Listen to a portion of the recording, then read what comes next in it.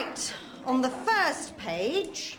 Kath used an effective signal to indicate to pupils that she was about to address the class and that they should be ready to listen.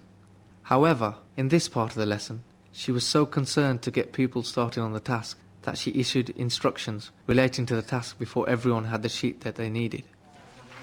On the first page is the task.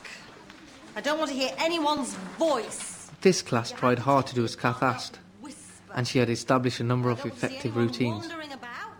For example, all the pupils raised their hands and waited to be asked to speak. In this part of the lesson, we saw Mike, Jason and Anita doing this. On the first page is the task. I don't want to hear anyone's When Kath voice. addressed the class, she monitored pupils' behaviour by walking around the room. Combining instructions for the task and comments on pupils' behaviour made her instruction a little unclear, and the transition to the task took longer than it should have. Kath had to repeat some instructions, and pupils were distracted as they sought clarification from each other. Kath's growing irritation was clear from her tone of voice and her language. Sometimes her comments were sarcastic and discouraging. And surprise, surprise, Matthew has forgotten his ruler. This is a maths lesson, Matthew. Kath slowed down transition into the task by deciding to reorganise pupils midway through her explanation. This reorganisation seemed to have been triggered by Kath feeling that she needed to carry through her instructions for Mike to move seat, even though he had sorted out the problem with his equipment with David's help. His move led to a number of pupils having to move seat. It wasn't clear to me why Jason, David and Sally needed to move. Perhaps it was to avoid some pupils sitting with her friends. As you missed the last lesson, she may be able to help you catch up. Sally, you can work with Victoria this time.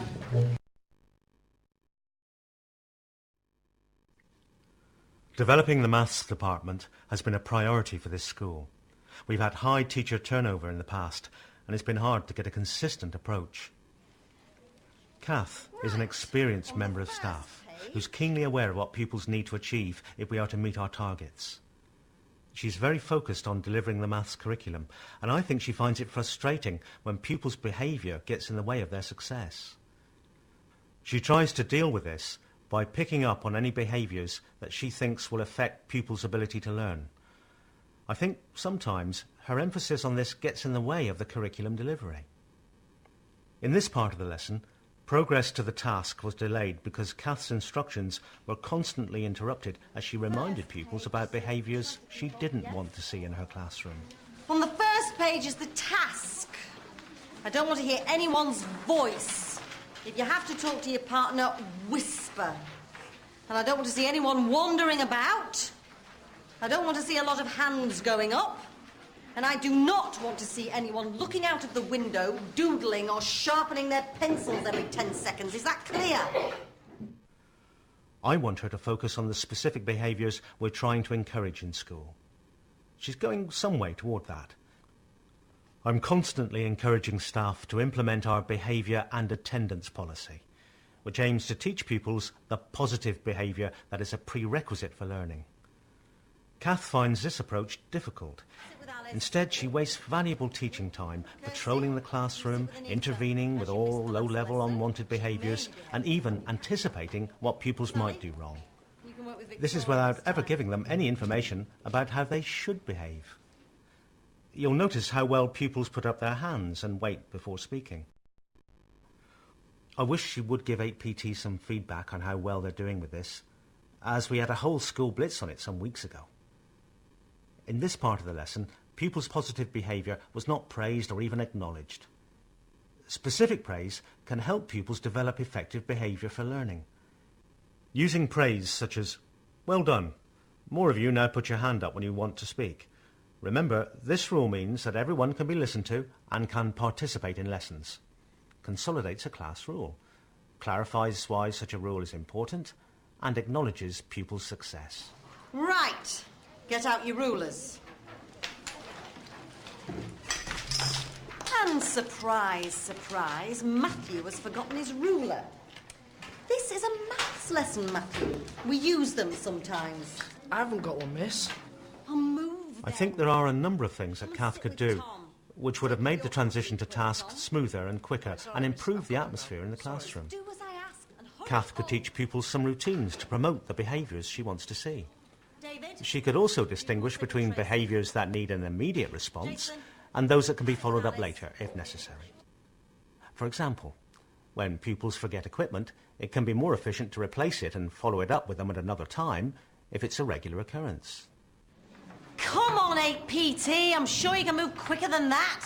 Responding to all low-level behaviour makes Kath increasingly irritated, and she sometimes reverts to sarcasm in her exchanges with pupils. Working in pairs. In the face of this, pupils look for support from each other and focus on her behaviour rather than on their maths.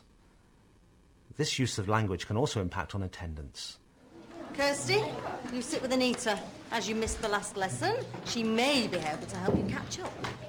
When Kath referred to Kirsty's absence from the previous lesson, it was obvious she had no idea why Kirsty had been absent. Too often, time and effort is put into encouraging pupils to return to school to have it all undone by thoughtless and inappropriate staff comments. And I do not want to hear anyone discussing who was on top of the pops last night, all right? Yes, Jason. Top of the Pops is on a Friday, miss. And anyway, no one watches that no more. At the end of this part of the lesson, Jason and Anita exploited Kath's mood by making comments and asking questions that they knew would annoy her. Do we have to fill in the whole grade? The answer, surprisingly, is yes. Now, While no this more lifted the mood of the prevarication. class, yet more learning time was lost. We really do need to work hard to develop good relationships with pupils and use the kind of positive language that motivates and enthuses pupils to reach their potential in every subject.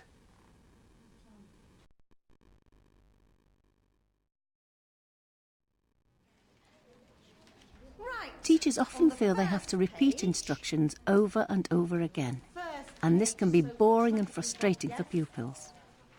On the first page When is the pupils are task. confused about what they need to I don't do, want to hear they anyone's often try to voice. consult each other to You find have out what talk to your exactly is partner, needed. whisper. This can result I in don't see low-level anyone disruption, wandering about. with the apparent lack of I don't want to concentration see a lot of becoming a hands source of going up. irritation for staff. In this part of the lesson, Kath might have been able to keep pupils more focused if she had given clear instructions from the front of the class. It can be difficult for pupils to concentrate if the teacher moves about too much or stands behind them. Standing behind pupils, Kath was unable to use non-verbal communication to cue pupils into her verbal instructions. This can be a particular problem for pupils such as Billy, who have special educational needs. Standing in front of the class also provides an opportunity for the teacher to assess how well pupils are listening before continuing with instructions. Right. Get out Pupils your need rulers. clear, unambiguous instructions if they are to access learning. This is particularly important for Billy. Kath continually interrupted her instructions with comments about pupils' unwanted behaviour, and pupils found it difficult to disentangle instructions for the task from comments to individuals. Right. On the first page. Sophie, try to keep up, yes? On the first page is the task. I don't want to hear anyone's voice. If you have to talk to your partner, whisper. And I don't want to see anyone wandering about. I don't want to see a lot of hands going up. And I do not want to see anyone looking out of the window, doodling or sharpening their pencils every 10 seconds. Is that clear? Right. Get out your rulers. This, combined with a further interruption while Kath implemented a new seating plan, meant that it took Kath minutes to deliver an instruction that should have taken seconds. Jason, sit with Alice. Kath could help to maximise learning opportunities for pupils by having a regular seating plan, or by spending a few moments planning seating to suit a particular task. Come on, 8PT. I'm sure you can move quicker than that.